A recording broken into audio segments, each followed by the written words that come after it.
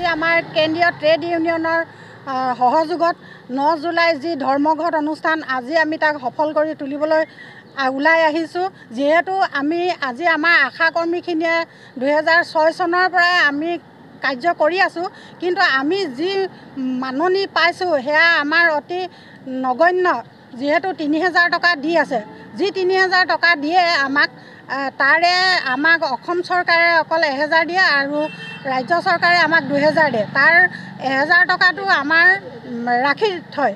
আমি সেই টকাটো প্ৰায় 6-7 মাহৰ মূৰতে পাওঁ আৰু 2000 টকাৰে আমাৰ যিহেতু এখন ঘৰ নচলে, আমাৰো ঘৰত ল'ৰা ছোৱালী আছে, আমাৰো ঘৰ পৰিয়াল আছে।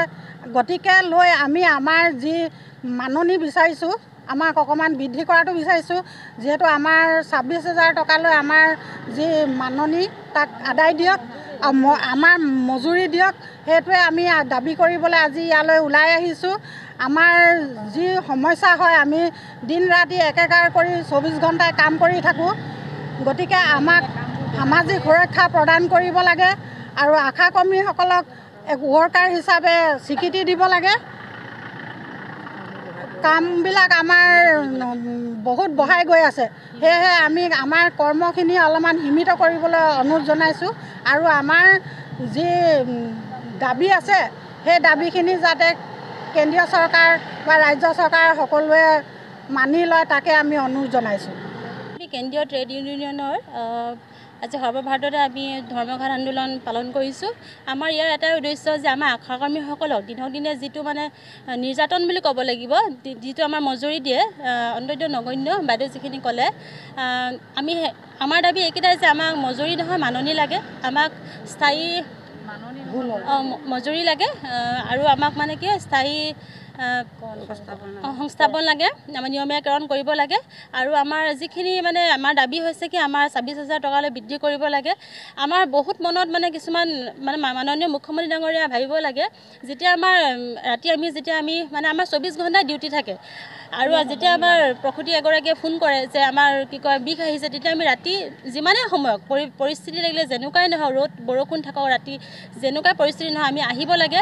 আৰু যেতিয়া আমাৰ এখন চিভিলৰ পৰা মানে আমাৰ চিভিলৰ পৰা যেতিয়া আমাৰ AMC লৈ বা তিনিচুকীয়া চিভিল ৰেফাৰ কৰা হয়, তেতিয়া আমাৰ যথেষ্ট সেইখিনি সময়ত আমিহে বুজি পাওঁ যে আমাৰ কেনেকুৱা ধৰণৰ পৰিস্থিতি আমি সন্মুখীন হ'বলগীয়া হয়।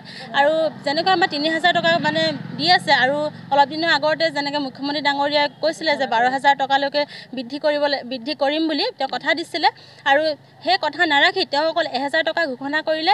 আমি সেইটো কথা অন্ততঃ আমি মনত খুব আৰু দুখ পাইছোঁ।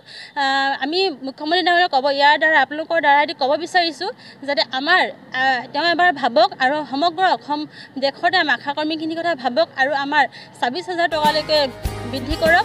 আৰু দেখিছে বজাৰত যেনেকৈ জুইহান বস্তুৰ দাম, সেই অনুপাতে আমি 2000 টকাৰে যিটো আমাৰ 1000 টকা কাটি ৰাখে, 2000 টকাৰে আমাৰ এখন ঘৰ চলিব পাৰোঁ জানো? তেওঁ অকণমান সময় হ'লে তেওঁ ভাবক। এইখিনিয়ে কথা, আমাক মানে স্থায়ী নিযুক্তিকৰণ লাগে আৰু আমাৰ মজুৰি বৃদ্ধি কৰিব লাগে আৰু সামাজিক সুৰক্ষা দিব লাগে। যি স্থায়ীকৰণৰ মানে যিখিনি সুবিধা আছে আমাকো সেইখিনি প্ৰেৰণ কৰক। আমাৰো ঘৰ এখন চলিব বহুত কষ্টকৰ হয়, আমি সমাজত দিন ৰাত একাকাৰ কৰি কাম কৰিব লাগে, ইমান কামৰ বোজা। আমি যেনেকুৱা ধৰণৰ কৰ্ম নিদিওঁ আমি কৰ্ম কৰি যাবলৈ আমি সাজু আছোঁ, কিন্তু আমাৰ দাবীখিনি মানি লওক, এয়াই আমাৰ মানে কথা।